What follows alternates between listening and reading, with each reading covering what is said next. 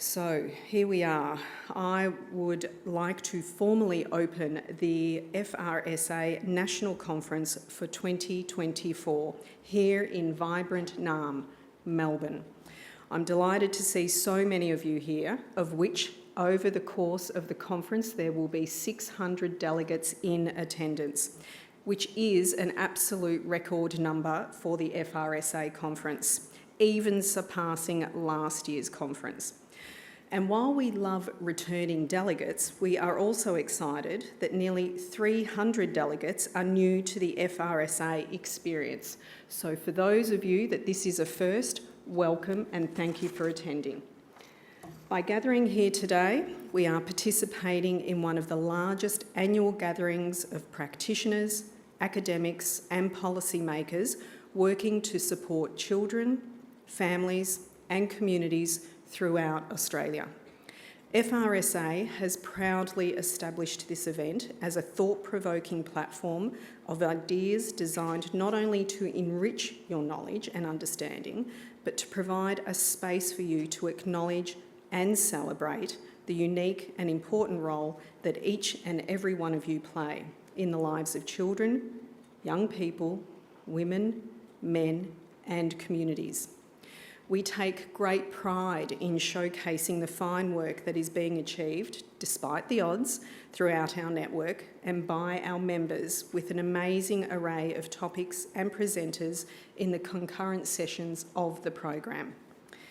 This year's theme, Family and Relationship Services, valued now and into the future, is a statement of pride and strength for our network and our services. It encourages us to share and explore our sector's value and our sector's potential. As social services organisations, we are always at the cutting edge of emerging trends and changes in society. Within the FRS sector, we can demonstrate and evidence our worth that support vulnerable children, families and communities, and never should that be underestimated in this sector. Thank you for choosing to attend this conference. It's certainly one of the highlights of my year. This conference is such a wonderful opportunity to support one another, build our capacity and learn and grow together. We do have an outstanding program. Whether you are a practitioner, a policymaker, a researcher, sector manager or CEO, the program provides a rich resource to inspire and to inform your work with Australian children, families and communities.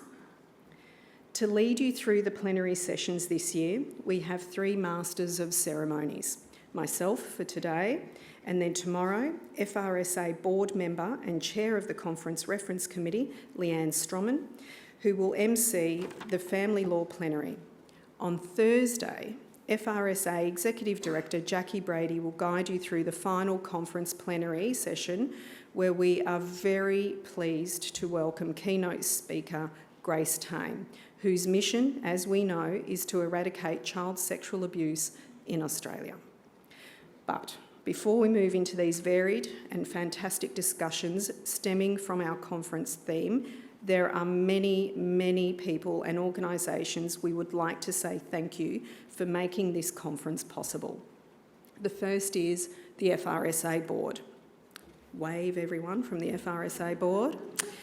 The FRSA Conference Reference Committee, the FRSA Secretariat, and all our conference sponsors, including our partners, the Department of Social Services and the Attorney General's Department, and we welcome all the department staff that are in attendance with us today and over the next few days. Our gold sponsors, Uniting Counselling and Mediation, Uniting Care, silver sponsors, Drummond Street Services, Relationships Australia and Catholic Care Sydney. Mobile office sponsor, Anglicare Australia, conference app sponsor, Mallee Family Care, Wi-Fi sponsor, Interrelate, Family Law Pre-Conference Workshop sponsor, Anglicare WA, Lanyard sponsor, CSNet, as well as our exhibitors, Strategic Grants, Emerging Minds, 54 Reasons, International Social Service Australia, Catholic Care Northern Territory, Parenting Research Centre, DV Alert, Our Family Wizard, Data Spark, Amica, Relationship Matters, Family Life, and our reciprocal sponsor and exhibitor, the Australian Institute of Family Studies.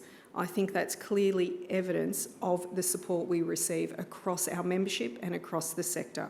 So thank you to each and every one of you.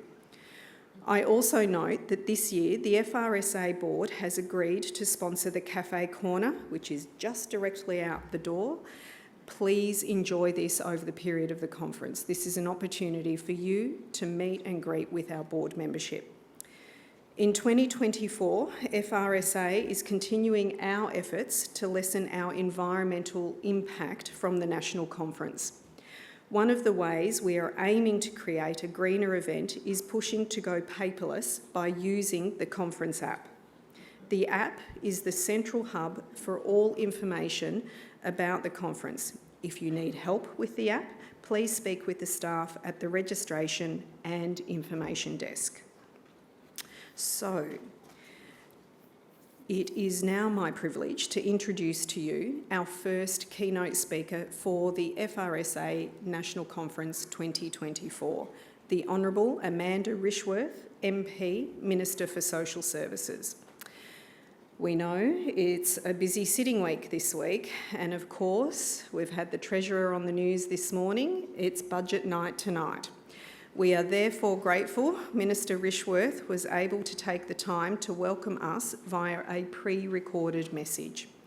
Minister Rishworth was elected to the Federal Parliament as the member for Kingston in Adelaide, the southern suburbs, at the age of 29.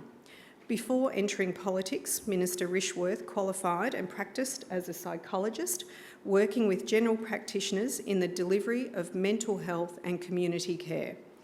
Minister Rishworth is passionate about improving the lives of all people living in Australia. So please join me with acknowledging Minister Rishworth. Good morning. I'd like to start by acknowledging that I'm coming to you from the traditional lands of the Ngunnawal people and pay my respect to elders past and present. And thank you to Family and Relationship Services Australia for extending the invitation to speak at your national conference. I know this is a key event that you will learn, reflect from on-the-ground experience. But unfortunately, it also falls on a parliamentary sitting day and budget night, so sadly, I can't join you in person. I appreciate it's also National Families Week, and I'm keen to talk about our shared vision for an Australia where children, families, and communities are safe, strong, and thriving. And in line with your conference theme, the value that you add.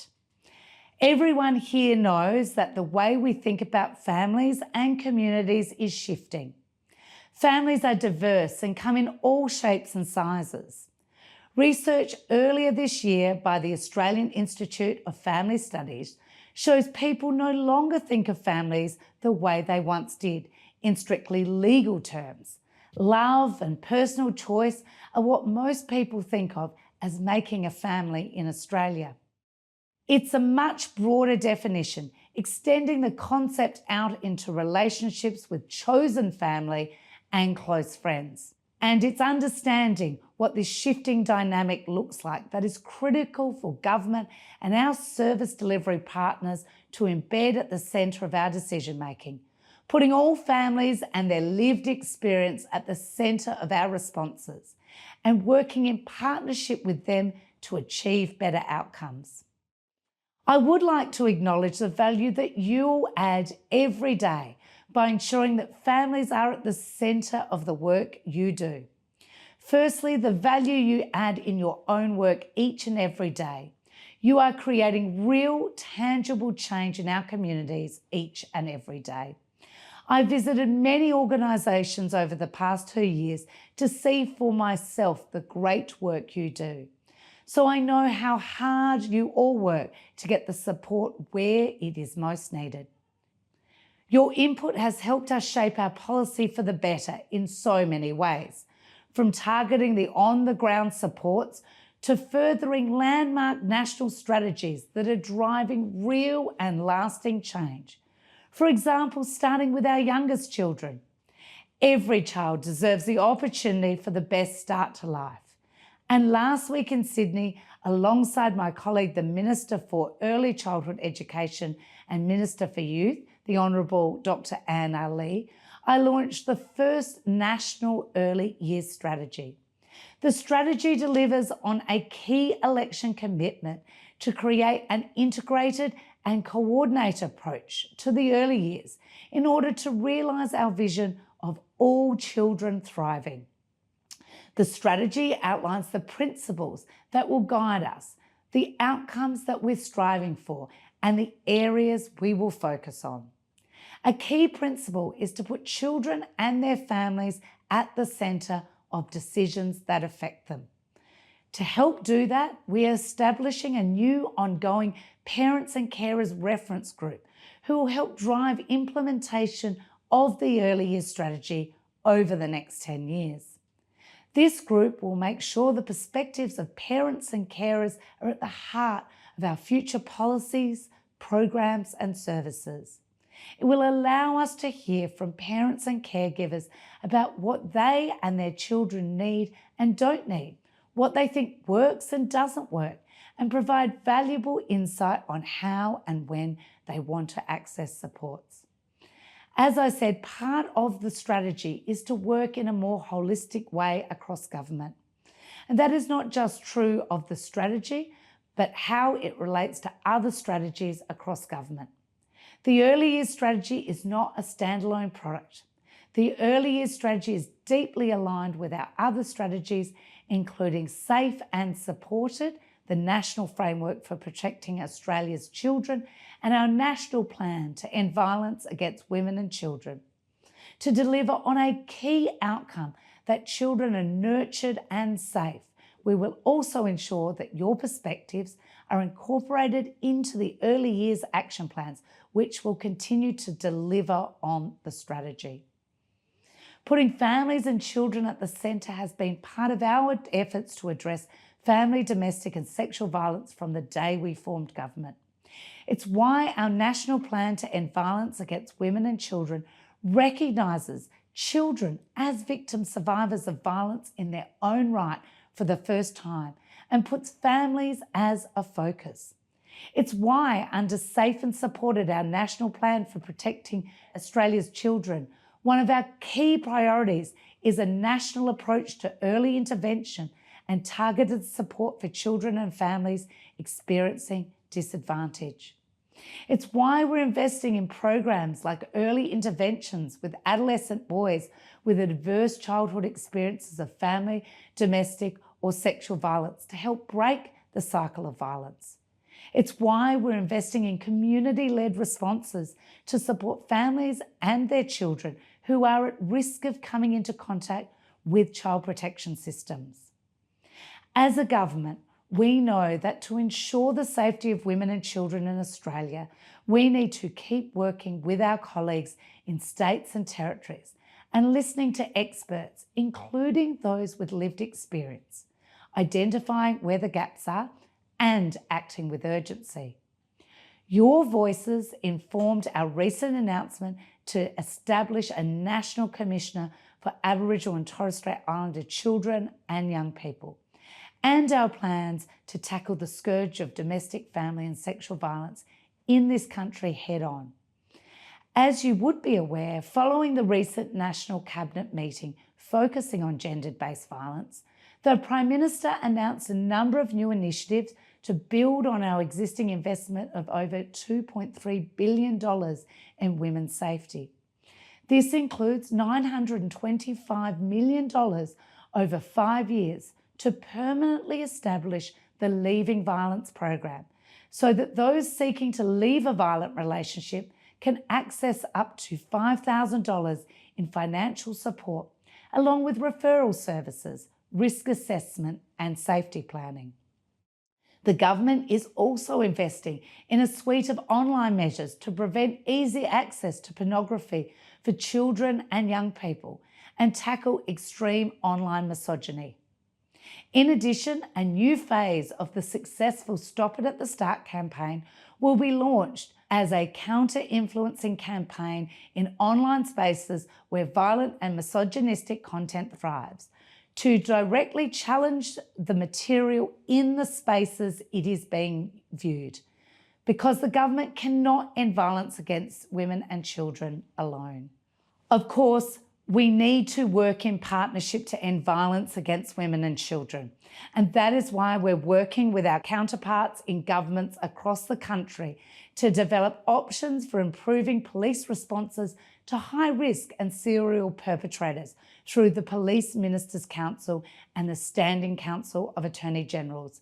We are also exploring opportunities to strengthen national consistency and drive best practice approaches and improve information sharing about perpetrators across systems and jurisdictions. And of course, we have also ensured that when it comes to family law and the family court, children are at the centre. There has rightfully been a focus on justice responses to domestic and family violence in recent weeks, especially in the light of the tragic loss of life we've seen since the start of the year. But what is also needed alongside these justice responses is prevention and early intervention approaches.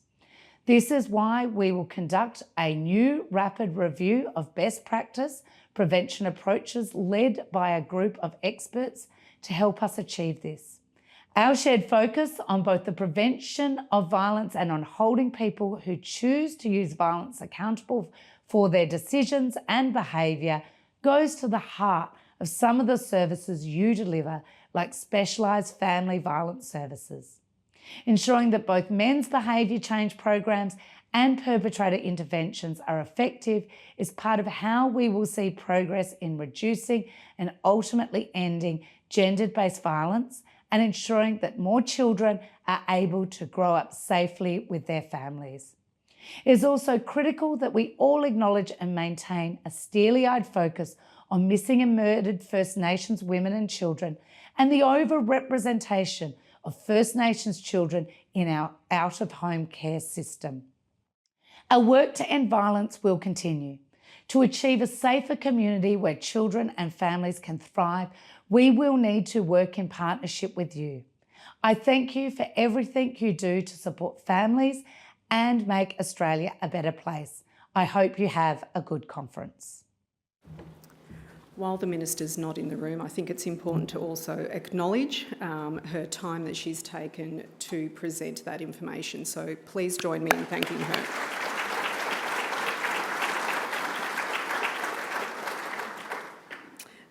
We also know that there was a lot of information shared during that presentation. We know that as organisations, the national frameworks in which the Minister mentioned, the policies, they all intersect across the whole spectrum of the FRS service provision. And as organisations, we know that we can always be a step ahead in looking at how that works and is on the ground working for the people we work alongside.